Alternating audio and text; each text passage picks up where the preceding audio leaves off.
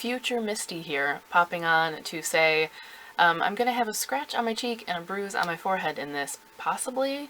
I feel like there's a goose egg forming right here on my temple, and I have no idea why. I don't remember hitting my head. So apparently I hit it so hard that I knocked the memory out. There's that. Also, this video is gonna get a little NSFW as it goes along, because I'm talking about some things today, so that's your warning. Back to past Misty, take it away. Alright, I am back with another Get Ready With Me review. The first one at this point hasn't even gone up yet, so I have no idea how it went over, but I liked getting two things done at once, so I'm just going with it. I'm embracing it. So while I get ready, I am going to chat with you about some books. These are going to be recent things that I listened to, romances that I listened to either when I was testing the Audible romance package or just because I was kind of on a kick. Some of them are just horrendously bad. A couple of them are good. So, starting off with a little bit of these browns mixed. So I listened to, I'll start with the good. I listened to the first two books in the To All the Boys I've Loved Before series by Jenny Han. So that's To All the Boys I've Loved Before and P.S. I Still Love You. They were excellent. Now, I already knew that I liked Jenny Han, even though I don't normally love romance or contemporary. I mean, I've definitely come around and there are some that I like, but I wouldn't consider it my go-to by any means. I had a feeling I would like this and had been meaning to read it for a while, so when I saw that it was on the romance package, I figured I would give it a try. A little note of irritation, they have the first two books included in the romance package, but the third is not for some reason. So if you start it on the romance package, you can't complete it. So I knew I was going to like this, but I have to say, I was amazed by how much I did. Reviews on Goodreads for this seemed really mixed, and people were a little irritated at the content and also Lara Jean's voice, and I can kind of understand the voice seeming really young. She calls her parents mommy and daddy, which is a personal pet peeve of anyone that's over the age of like 8, but maybe some of those things would have irritated me if I had been reading it. However, listening to it on audio, the narrator, God, who even narrated this? To All the Boys I've Loved Before by Jenny Han. Narrated by Laura Knight Keating. Laura Knight Keating. And directed by Erica Jensen. I like to save things. Not important things like whales or people or the environment. She was fantastic. Like, it was seriously the best audio, like, voiceover acting that I've heard on an audiobook. I obviously wasn't reading along at the same time, so I don't know if she was adding in any of, like, the laughs or ums and ahs and things like that, but it sounded real. Like, she did a really good job of capturing emotion and capturing the natural sort of pace and delivery of the way someone would talk and the way they would react.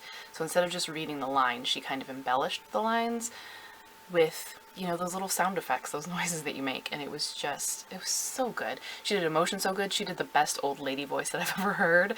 It was just, oh, I can't speak highly enough about that as an audiobook. If you're gonna read it and you like audiobooks, listen to it, because Laura Knight Keating did such a good job. Content-wise, I really liked it too. I can understand the things that bothered people, who, I guess, Lara Jean was writing these love letters to kind of bothered some people. I felt like it was fairly realistic, honestly, so that didn't really bother me. And as always with Jenny Han's work, I found it funny and warm and just kind of effortless. I don't know, can't recommend enough. I really like her. If you have a cold, dead heart like I do, I think she's the way to go for something just nice and sweet. I read some other things that I liked okay too. Briefly, I read something called How to Date Your Dragon by Molly Harper, just because I was trying to test all aspects of the romance package, and it was consistently on their little splash page as like the title that they were highlighting, so I figured I would see how good they are at highlighting a good title. And I have to say, I do actually want to read more in the series. I had some major pet peeves with it, and the pacing of the romance was off to me. Like, it went from the main character not really liking the male lead too much and just kind of casually getting along to like, oh, they're having sex, to such an extreme that I actually rewound because I thought I had like accidentally skipped forward a chapter or something, because I was like, where did this come from? And then I started wondering, when I realized I hadn't skipped forward, I started wondering if maybe there was like a magical element to it, like they were kind of under some kind of curse or spell, because it still was like this huge leap, and I just was a little bit like taken aback. But that said, I still did like the romance. I liked the characters. The audiobook was fun. It had 2 narrators and I mostly liked them both. Pretty heavy southern accents. I don't know how accurate they are, but maybe not everyone will like the audio, but I really liked the world, found that interesting. It had a really good sense of humor, and probably my favorite thing about it was the female main character. For all that she is like this sort of science nerd and an anthropologist, she's not a shy and retiring wallflower. She is willing to go after what she wants, and there's no like internal debate, and it was refreshing to not have, you know, a female character who sort of fighting to make herself known or to get what she wants or whatever. She just does it, and I really liked that. I'm sure there were some other things I read too, but the last 2 that I'm going to talk about are I don't even know, man. This is Wet n Wild Photofocus Foundation, which I didn't think I liked at first, but I do. I really do. I just have to be really well moisturized because I'm a little too dry for it. So the first I'm going to talk about is called the Cinderella Arrangement by somebody, I don't remember who. I kept going with this for some reason, like I couldn't put it down even though the whole time I was just kind of irritated. It ended up being 2 stories in one. Like I got to the halfway mark and I was like, is something crazy gonna happen? Because this really seems like it's wrapping up, and it was. And then just another one started up, but it was all listed as the same book, so I don't know what that was all about. But the couples are some of the most lacking in chemistry that I think I've ever read, especially the second couple. Like, you can't just keep telling me that the female lead is just so turned on by him and never giving me a reason, and you can't tell me that they love each other all of a sudden without showing why or showing like the build up to it. It went from he's such an asshole to I want him in me to like let's be together forever. I know a lot of romances do that, and that's part of why I've never been a big romance fan. Like, I need some development still. I need some decent story building, but this kind of took the cake. The sort of Cinderella rags to riches element was decent. I mean, in both instances, both stories, the girls, date a billionaire, which is like a theme, I guess, now with romances. The male lead has to be a billionaire. They didn't rely on that. Both girls kind of came into their own and earned their own sort of money and stability, though it's still kind of through the men because, of connections or whatever. They earned it on their own merit, which I liked, and they didn't just become like trophy wives or something. So it did have that going for it. But I found just as romances and as stories, they didn't really work for me. I was disappointed though, because it felt like there were some complexities and some things that were being explored emotionally that were pretty good for a romance and kind of, went there and gave it something different. But the actual romance aspects of it just were kind of cheesy. Rather than being titillating more often than not, they just made me kind of go, oh. So, I have no idea what actually just got recorded, because the problem with not having my glasses on is I can't see when it's recording, and I think that I might have not been. So, just in case, I'm going to go ahead and do some talking here, and it might just get cut out. I was talking about the last 2 books, the Cinderella Arrangement and Play With Me. And Play With Me is along the same lines, like pretty much every, not just sexy times, but like interaction with the 2 main characters just kind of made me go, oh god. And it really highlighted something that I've kind of been seeing in some of the more steamy romance that is just ridiculous, and it's the main characters are so attracted to each other that they almost seem deranged. Like, they seem completely unhinged. Like, in Play With Me and in the Cinderella Arrangement, like, the male lead will just look at the female main character, and they just, like, melt into a puddle. Like, seriously, the word puddle was used multiple times in both books.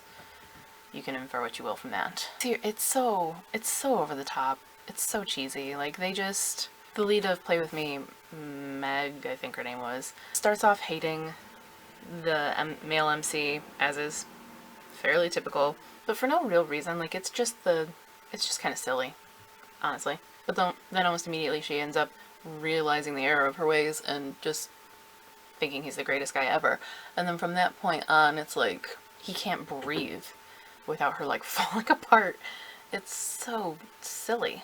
It just made me roll my eyes and cringe a lot. And on top of that, the actual mechanics of the sex scenes, though frequent, were, again, I found myself in both of these last books either laughing or cringing every time. I have never in my life heard or read the word pubis so much. That's not sexy. Who uses the word pubis outside of a medical text? So, just every time. And then the main character has a piercing that she just calls my metal and constantly refers to my metal, like he touched my metal or pressure on my metal, and it's so, like, what are you doing, girl? It was just cringy. It was really, really cringy. I don't know. Yeah, so there were some highlights there. I mean, both those books did have elements that, I mean, made it okay. I can see them winning over certain romance fans and readers. I think the male leads in first half of Cinderella Arrangement and then Play With Me were actually pretty decent. Like, they were okay male leads. I didn't necessarily care for the bulk of the second half of the Cinderella Arrangement. Came around on him eventually, but his introduction to the story was just like, no, I'm not at all feeling this guy. But I mean, they do have some, you know, redeeming qualities. I'm sure they have people that will end up enjoying them. They're definitely not for the faint of heart or those looking for, like, sweet, slow-burning romances, because that's not at all what's happening. When I first reviewed a romance on my blog, like, ages and ages ago, at the end of it, I said you might want to employ what I called the cock test, where when I say that word, if you kind of, like, flinched and looked over your shoulder for your mom, not the book for you. If you sat up and were like, where? Maybe the book for you. So, employing that here to these books, the first two, the To All the Boys I've Loved, totally sweet. If you flinched, those are the books for you. The last three, definitely not. And I wasn't thinking about it, and this wasn't intentional, but I definitely reviewed these in order of increasing smuttiness, even for the Jenny Han books. Like, the first one is sweeter than the second one, then How to Date Your Dragon, Cinderella Arrangement, Play With Me is its own thing. Okay, mascara and lip, and we will wrap this up. I definitely had meant to mention the narration on Play With Me, because what in the hell is going on there? Basically, the female lead, she speaks completely normally until she speaks aloud, and then she becomes, like, super breathy and just or horrible. So here's her. She and Natalie and I were good friends in college, so I will absolutely go say hi. Normal. Now let me find her just actually speaking to someone. Digging deep, I find the manners instilled in me and shake his hand politely. I know who you are. That's mild. She gets so much breathier than that.